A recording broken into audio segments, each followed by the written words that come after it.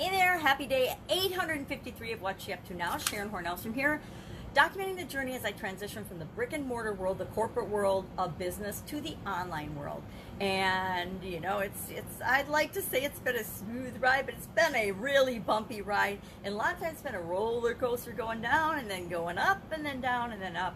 All of my own creation, right? All of my own experience, because each and every one of us, we get to navigate, and we choose to navigate, and we do navigate through our lives on a journey and going from experience to experience that's right for each and every one of us individually. Individually, we experience what we're going to experience, and your life experience is different than my life experience, and it's what makes the world a really interesting, amazing place. All in. I call this one all in today. I don't know why. The idiom for today was lock, stock, and barrel, and I don't know, don't feel really strongly about it, I guess. It's one of those idioms that I describe and I come up on, and I'm like, okay, well, how the heck do I tie this to business? And I can always find a way to tie it to business. Oops, sorry about that. It's a weekend, so I'm running late today. But sometimes it's a bigger stretch than others for me in order to do that. But it's a great improvisation type activity that gets me to think on my feet and think off the top of my head, which is what I'm practicing doing in part of that. Again, I started doing it as a stopgap for figuring out something to talk at so I could continue to produce content while I was moving and transitioning. And now today was actually day 454, and I didn't start counting right off the bat, so I don't even know how many idioms I've shared, but it's, you know, over 450, so that's a lot. I think I got attached to the process of taking the idiom and then saying, okay, well, how would I apply that to my business? How could I apply that to my business? Does it have any tie-in at all? Or are there other people involved in my business that it might be impacting, even though I've never heard of it or experienced this particular idiom, this particular expression? And it's kind of like words and vocabulary, where one word can mean a totally different thing to two different people, right? If I say the word beautiful, something beautiful to me, you might think is heinous and absolutely appalling looking, but that's because we all bring our own unique set of experiences to everything that we encounter, to everything. And that's, you know, the whole thing about reality. I remember I used to get in arguments with my ex-husband about this, because he would always be well, that's just the way it is. This is reality. You have to face the facts, Sharon. This is how it is. And he would, you know, throw his reality in my face, but it was him throwing his reality in my face, and his reality and his experiences and the things that he had grown up with and learned throughout his life were different than the things that I had learned throughout my life. So we would see the same situation from two very different perspectives sometimes, and that would lead to, you know, drama and arguments and things, because I wasn't seeing his reality or his way of looking at the situation as the only way to look at the situation. And so often we get into that trap, right, where we're going through our life and we're seeing things, of course, from our point of view and our perspective, and we forget that, I know I do this sometimes, I forget that everybody doesn't think like I do about certain topics. Everybody doesn't view things from the same perspective, the same point of view. And, you know, I try to look on the bright side of things. A lot of people don't. My ex-husband was always and we were definitely the opposite when it came to looking at the positive or the negative, the reality or the possibility of different situations. And sometimes that worked out to serve us really well, because we had a very well-rounded perspective of looking at business deals. We were in real estate together. So looking at deals, he would see one thing, I would see another. We both would see the potential in a property, but we would also see the pitfalls and the things that had to be put in place to make that be a great investment. So sometimes that was really good. Other times not so good, you know. Just like every relationship, there's things that work and things that don't. So lock, stock, and barrel, the whole idiom thing, I haven't quit doing it. Every time I think I want to stop doing it, something happens like a pandemic, and then I'm like, okay, well, I guess I don't really want to stop doing that, because it's a consistent thing that people are looking for and they look forward to, and that they're expecting from me. And it will change. It's going to change very probably sooner rather than later, but for right now, I will keep doing it. Because it's effective, it's a great way to produce content, and it's actually pushes me to be better, to think better, and to think on my feet, which is always important. The faster and the better we can react and respond to things, the faster we can make decisions, the better we are, the more agile we are in business, the better. There's major strategic advantages to being able to, number one, make decisions, number two, make decisions quickly, number three, make the right decisions quickly. There's a lot of advantages to that. And there's a lot of advantages to being able to make decisions quickly, and even if you make not the perfect decision, you're able to course correct and fix and change and tweak quickly. So I'm thinking about being all in and things that we're all in on. And I'm apparently 454 days into all in on that.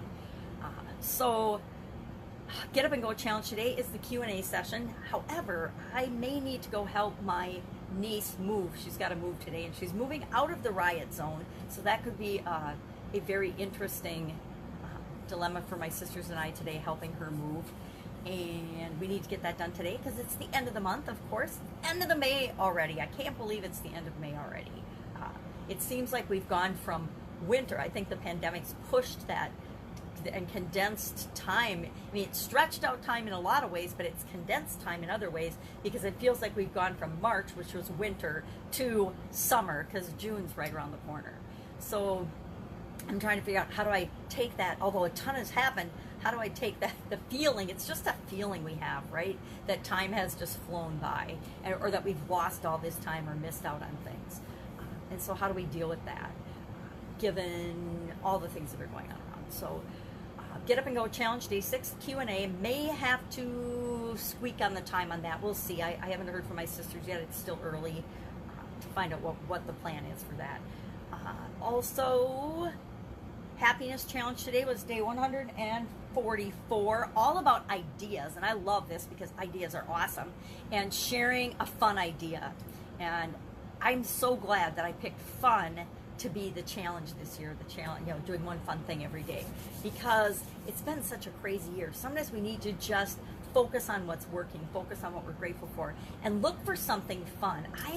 I admit that in the last few decades, I have not been very fun, and I have not, therefore, experienced and had a whole lot of fun. My life is great, it's awesome, but it's not filled with a whole lot of fun. And as I'm hanging out with my granddaughter throughout this whole pandemic, and while she's in pre-K, which she hasn't been in pre-K for months now, it's really upped the fun quotient. But I also wanted to be a more fun grandma. Nobody wants to be an old stodgy grandma for an awesome, imaginative, amazing little toddler, right? I guess 5's not a toddler, she just turned 5.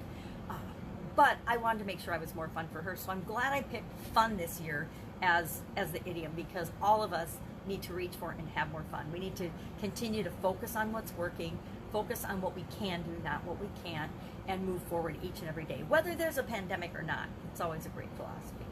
So working on that, Get Up and Go Challenge, winding down, just was doing a 5-day challenge this last week, and I am going to launch into immediately a 40-day Get Up and Go Challenge.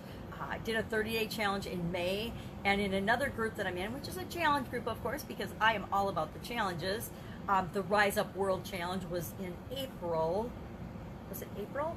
Yeah, in April I did a 30-day challenge, and in the midst of that, the Rise Up World Challenge popped into the world, and I participated in that while doing my own 30-day challenge. In the middle of that was the 21-day Rise Up World Challenge, which was really more of a summit. It seems like challenges are going to this summit format, where instead of doing your own challenge like I've always done, they're bringing guest speakers on, so they're combining the challenge and the summit model together to create something that's easy for anybody to produce and easy for anybody to put on, because you don't have to be an expert. You just have to get a bunch of people together on a topic and then throw them out there and interview them, which is kind of like the whole podcasting method, which, by the way, if you want to create a platform that will catapult you into success and an area of expertise faster than anything, it's start a podcast. I started my podcast in one day. One of my friends started hers in a week, and I've been thinking about doing it forever. And so, boom, I'm like, well, if she can do it in a week, I can do it in a day. So by the next day, I started taking some of the content I was producing anyway, and I threw it up on my podcast. Now, are there problems with my podcast? Is it the perfect podcast? Do I teach people how to podcast? Absolutely not, because I don't even have an intro or an outro on my podcast yet. So it's not a professional podcast by some people's definition. Guess what? It's got you know, 68,000 downloads, so it's obviously impacting something. And it's not my primary focus right now, right? If it were my primary focus, there'd be a whole lot of more cleaned up, more professional ways of doing it, but it's not. So that's kind of what I'm working on this weekend. I have not mapped out a 40-day challenge. I did a 30-day challenge for the Get Up and Go challenge in the month of April, but a 40-day challenge is different, and there's going to be some different things. I'll probably focus on 5 different areas during the 40-day challenge, because even though there's 7 to 9 areas of our life that we need to concentrate on, we don't have to focus on all of them at once. So as I'm going through the challenge, whenever I lead a challenge, I go through the challenge as well, and I do the challenge exercises each and every time I go through it, because every time I go through a challenge, every time I face a challenge, every time I use the challenge process, guess what? I get better and better and better at it, and I get really quick results for my life, which is what I really want to do. So beginning Monday, 40-day challenge. Don't know what all it's going to be involved in it yet, but it's going to be a 40-day Get Up and Go challenge. You are welcome to join me on the Get Up and Go challenge page on Facebook. And maybe I will challenge myself to do it other places as well. Maybe I will get it up on LinkedIn. Maybe I'll do it as a LinkedIn challenge. Maybe I've done YouTube. I've never done a LinkedIn challenge, a challenge on LinkedIn. So maybe I will do this one on LinkedIn.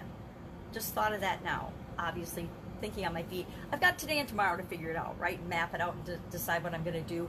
But I'm sure it'll be similar to the 30-day challenge in that we will go through, I will make sure that by the end of the 40-day challenge, anyone that joins me will have the challenge process down so well that it will be automatic for them. So you can use it for your business, you can use it for your personal life, you can use it for any time a challenge comes up in your life. Boom, you will just automatically know how to crank through and handle any challenge, any obstacle, even a pandemic when it comes your way. So that's it. That's all I've got today. Have an awesome day. If I can help you in any way, just ask in the comments below. That's what I'm here for. Like I say, I might not know the answer, but I know somebody that can at least get you to the next step and to the next resource to make sure that you go from where you are now to where you want to be. Have an awesome day, and I will be with you tomorrow.